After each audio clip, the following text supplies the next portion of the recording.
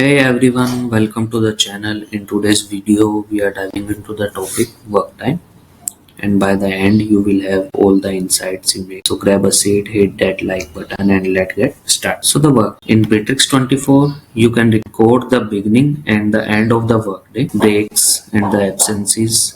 You can also plan tasks for the day and keep track of the time it takes to complete. At any time, you can generate a report on employees' working hours. You can clock in and you can clock out from here. You can also check in from the part here. You can check the work time hours for every employees. So the work hours is showing for the today. You can set the date and the time for which date you want the work. So thanks for watching. If you found this video helpful, don't forget to like, subscribe and hit the bell icon for more content. Drop your thoughts or questions in the comment below and I will see you in the next one.